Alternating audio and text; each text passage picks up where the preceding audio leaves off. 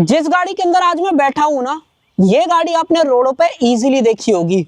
मैं आज बैठा हूं भाई मारुति की तरफ से आने वाली भाई एक ऐसी कार जो कि ऐसी ऐसी जगहों पे यूज करी जाती है। अगर आप रोड पे देखोगे तो एम्बुलेंस भी आपको दिख जाएगी। कार्गो की बात करोगे तो ये गाड़ी आपको ट्रांसपोर्ट में भी दिख जाएगी। जहां पे पब्लिक ट्रांसपोर्ट की बात करोगे ये गाड़ी आपको दिखेगी, या फिर आपके खुद के पर्सनल यूज की बात करोगे तो ये गाड़ी दिखेगी। आज मेरे पास है भाई मारुति की तरफ से आने वाली इको, और इको में भी मेरे पास जो है इसका सबसे टॉप एंड वेरिएंट है, जो कि सीएनजी में एकमात्र वेरिएंट आता है जो कि 5 सीटर के नाम से आपको देखने को मिलता है। और ये गाड़ी 2025 में जल्दी में मारुति ने जो है अपडेट करी है। और आज की वीडियो में यही बात करने वाले हैं कि क्या कुछ नया दिया गया है, प्राइस कितना है, जीएसटी के बाद इस पे कितना फायदा आपको मिल रहा है, और साथ ही में क्या आपको इस गाड़ी को लेना चाहिए कि नहीं लेना चाहिए। तो चलिए बिना टाइम वेस्ट करे वीडियो को कर लेते हैं स्टार्ट। वीडियो अगर आपको पसंद आए तो एक काम आप कर सकते हो, लाइक शेयर सब्सक्राइब आप कर सकते हो। चलिए, सबसे पहली बात प्राइस। इस पर्टिकुलर वेरिएंट को अगर आप एक्स शोरूम पे लेते हो ना, बेसिकली एक्स शोरूम की बात करते हो, तो ये वेरिएंट 6,36,000 6.36 लाख एक्स शोरूम जो है कॉस्ट करता है जीएसटी 2.0 के बाद। यहाँ पे जीएसटी का फायदा मिल रहा है क्योंकि गाड़ी सब 4 मीटर है, और दूसरा फायदा है गाड़ी 1.2 लीटर से छोटा इंजन ऑफर करती है। दो एडवांटेज। तीसरी बात करें कि अगर आप इस पर्टिकुलर गाड़ी को लेने जाओगे तो आपको टोटल 4 वेरिएंट देखने मिलेंगे, जिसमें से सीएनजी सिर्फ लौता यही है जो कि सबसे टॉप एंड वेरिएंट है इन टर्म्स ऑफ अगर आप प्राइस बात करते हो। हालांकि जो नॉर्मल 5 सीटर वाला वेरिएंट है और एसी के साथ में है और पेट्रोल है, वो सबसे महंगा है इन टर्म्स ऑफ अगर आप प्राइस के बारे में बात करते हो। बाकी एग्जैक्ट वीडियो का डिस्क्रिप्शन देख लेना, वहाँ पे मैं सारे वेरिएंट का जो एक्स शोरूम प्राइस है वहाँ पे मेंशन कर दूंगा, और ऑन रोड प्राइस भी, तो वहाँ पे आप जाके देख लेना। अब देखो ये गाड़ी किन लोगों के लिए है। देखो सबसे पहला तो यूएसपी इस गाड़ी की ये है कि बहुत कम लो मेंटेनेंस कॉस्ट इस गाड़ी की आपको देखने को मिलती है। मतलब ज़्यादा कुछ इलेक्ट्रॉनिक्स वगैरह है ही नहीं आज की डेट में, फिर भी 2 से 3 इलेक्ट्रॉनिक्स आपको मिल जाएंगे। जब वीडियो आगे बढ़ेगी तो आपको वो समझ में भी आ जाएगा मैं किस बारे में बात कर रहा हूँ। बट सब कुछ मैकेनिकल है। इंजन की बात करोगे तो बिल्कुल रिलायबल है, कोई ज़्यादा ऐसा स्ट्रेस वगैरह नहीं है, कोई भी ज़्यादा हायर टेक्नोलॉजी नहीं है। रॉ मैकेनिकल जो इंजन है वो आपको देखने को मिलता है।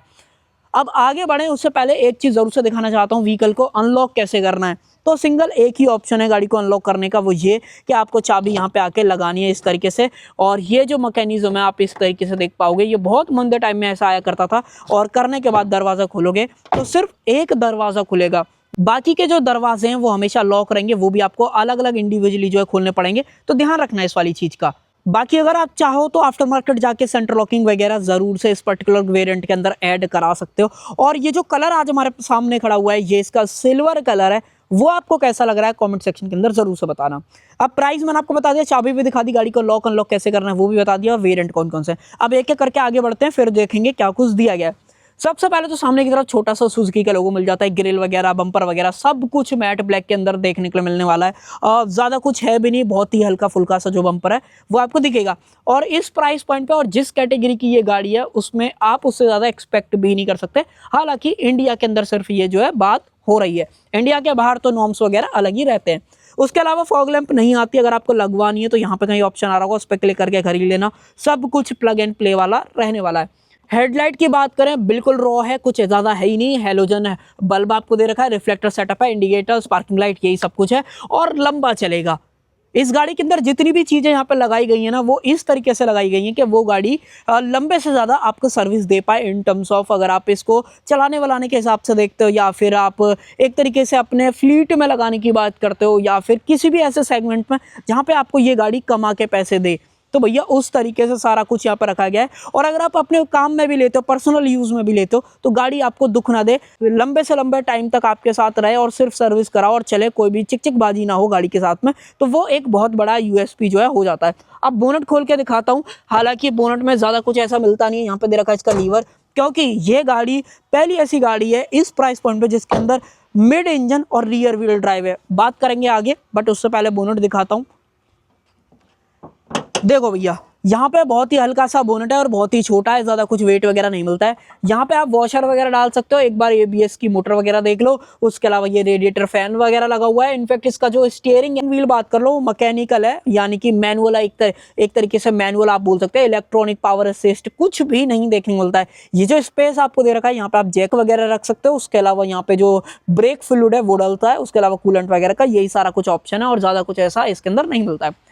अब देखो इसकी सेफ्टी पे अगर आप चर्चा करोगे तो मत ही करो, ज़्यादा सही रहेगा। हालांकि कंपनी ने इस बार जब 2025 में इस गाड़ी को अपडेट कराया तो 6 airbag, ABS, CBD, 3 point seat belt सारे बंदों के लिए और आगे की तरफ डिस्क ब्रेक, ये सब कुछ स्टैंडर्ड जो है गाड़ी के साथ में दिया है। हालांकि इसकी जो ओवरऑल चैसी है या इसका ओवरऑल बॉडी है वो बिल्कुल सेम नहीं है। इनफैक्ट इसका प्लेटफॉर्म भी सेफ आपको नहीं देखने को मिलता है, ध्यान रखना है इस वाली चीज़ का।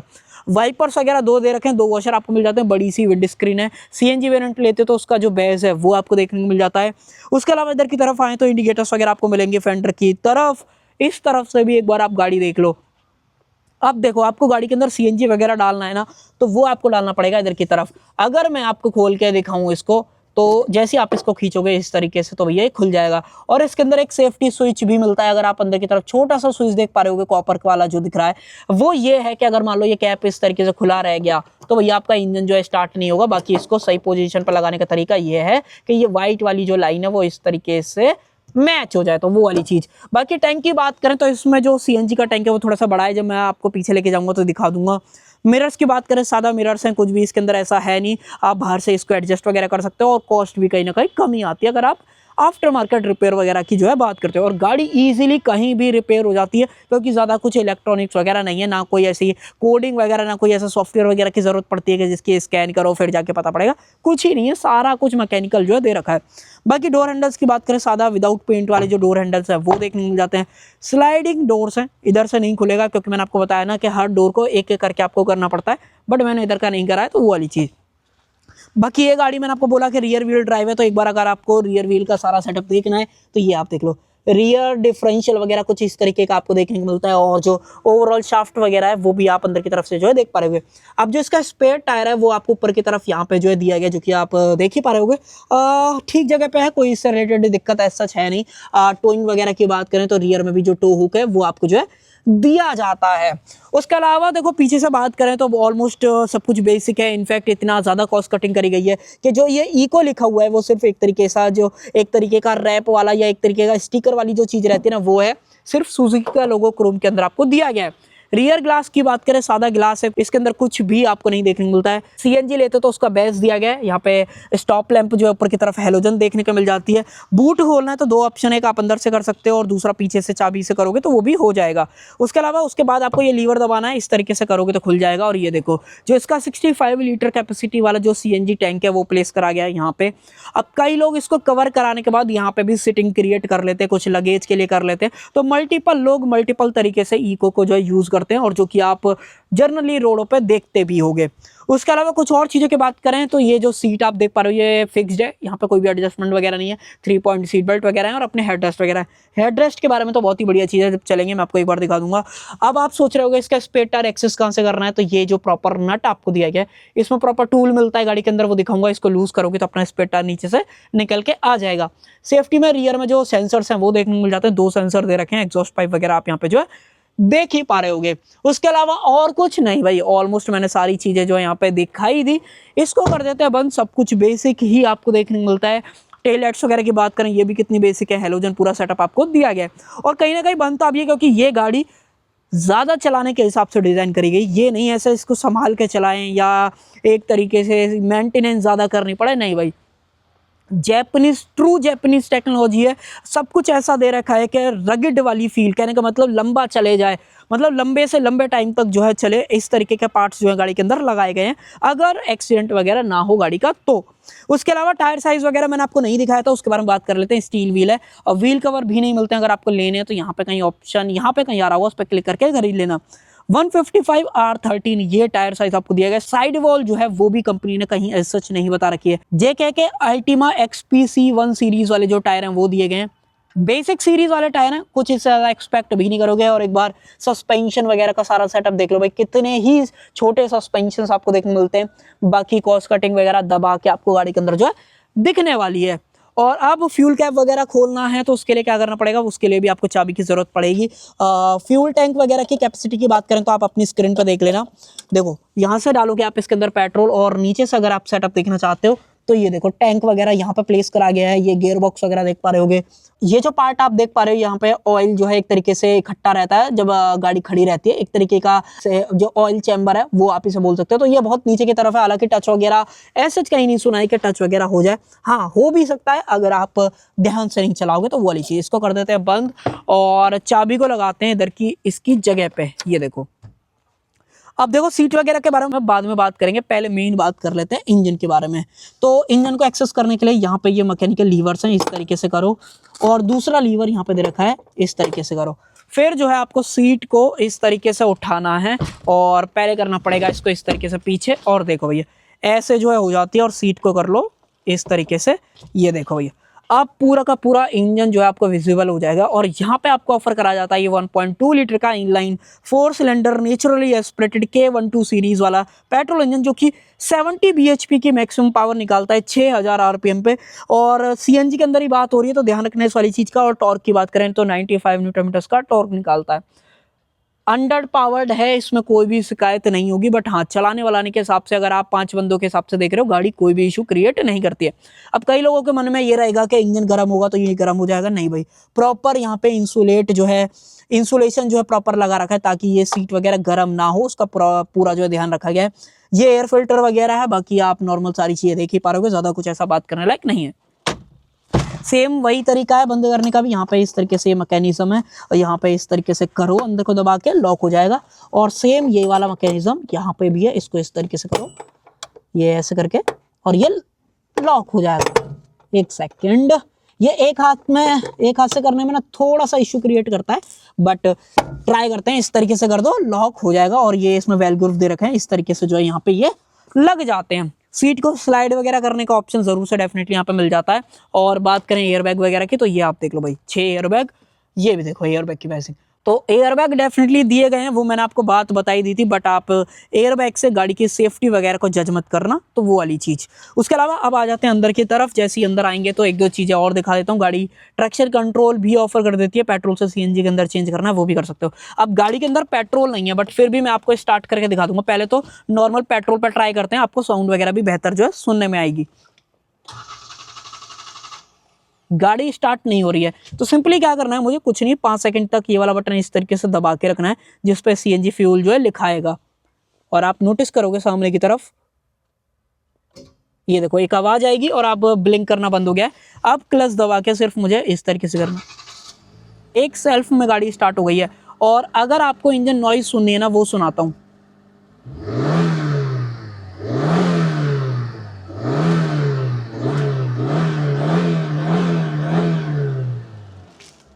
बताओ ओवरऑल साउंड वगैरह आपको किस तरीके की जो है यहाँ पे लगी है।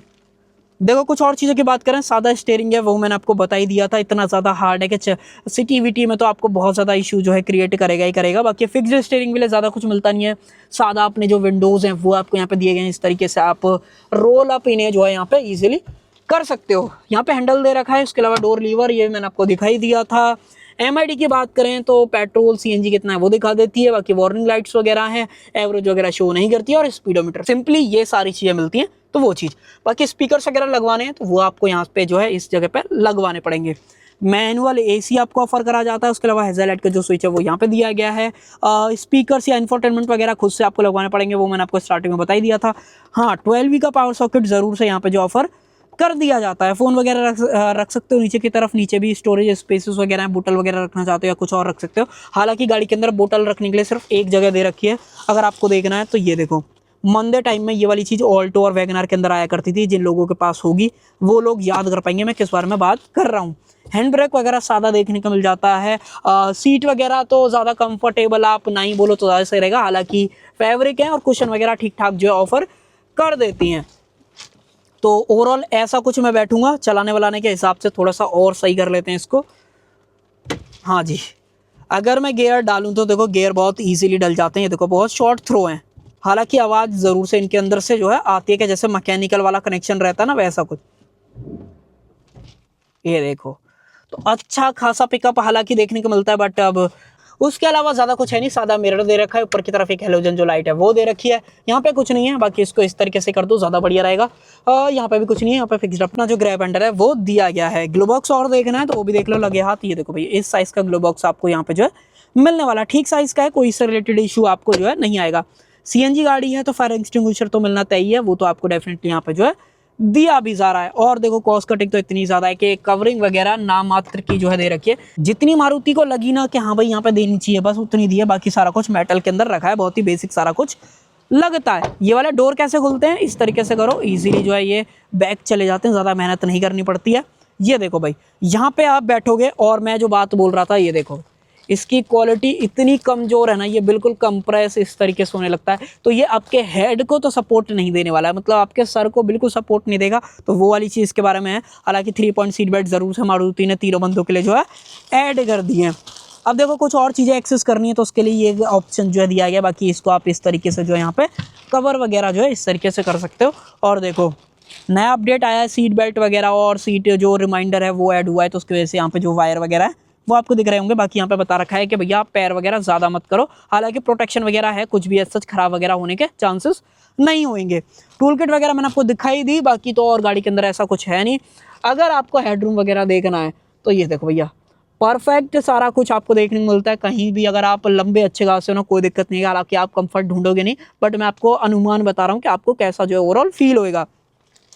दरवाज़ा बंद करना है सिंपली इस तरीके से, जो एक ऑप्शन है बंद हो जाएगा, तो ये आप यहाँ पर जो देख भी पा रहे होगे। और इजी मैकेनिज्म है, इस तरीके से करते हो खुल भी जाता है, तो ज़्यादा मेहनत जो है नहीं करनी पड़ती है। उसके अलावा तो इस गाड़ी के अंदर ऐसा कुछ मिलता ही नहीं है। और ये सारी चीज़ें बता रखी है कि विंडोज़ वगैरह किस तरीके से आपको ऑपरेट वगैरह करनी है। होल्ड करके वीडियो को जो है एक बार पढ़ लेना। अगर आपको देखना भी है तो चलो मैं आपको दिखाता हूँ, थोड़ा सा इसको आगे बढ़ाते हैं और यहाँ पे आप एक बार फोकस रखना। ये देखो ये इससे ज़्यादा जो है नहीं जाता है, तो सिर्फ इतना ही खुलता है। अब यहाँ पे बता रखा है कि भैया इससे ज़्यादा नहीं खुलेगा, तो अब इसको दोबारा करने के लिए यहाँ पे बता रखा है कि थोड़ा सा ऊपर लेके ट्वाइस दूसरी बार अगर आप करोगे, कहने का मतलब एक बार ऊपर लेके करोगे, तो ये देखो भैया ये कंप्लीटली पूरा पीछे चला जाएगा और इस तरीके से कंप्लीट जो व्यू है वो आपका यहाँ पे जो है आने वाला है। तो ये सारी चीज़ें मिलती हैं। और जो भी मुझे लगता है जो बंदे इस गाड़ी को लेंगे वो लोग इससे या तो पर्सनल यूज़ में लेंगे, personal use in the sense उनका कुछ ऐसा काम है जो इसमें सामान रख के ले जा सकें और अफोर्डेबल पड़े, वो आप कर सकते हो। या फिर जो लोग टैक्सी में यूज़ करना चाहते हैं वो लोग इस गाड़ी को लेंगे, और दूसरे लोग वो जिनको एवरेज चाहिए और उनका बजट नहीं है और 5 सीटर भी है, वो दोनों काम भी करते हैं। तो समझ सकते हो मैं किसके बारे में जो है बात कर रहा हूँ। तो भैया ये सारी चीज़ें मिल जाएंगी 6,36,000 के प्राइस पॉइंट पे, अगर आप नई वाली इको जो है खरीदते हो 5 सीटर विद AC के साथ में। बाकी आपका क्या ओपिनियन है इस इको के बारे में, कमेंट सेक्शन के अंदर जरूर से बता देना। सो कर देते हैं वीडियो का एंड। आई होप आपको जो वीडियो पसंद आई होगी, पसंद आए तो लाइक शेयर सब्सक्राइब आप कर सकते हो। Thank you.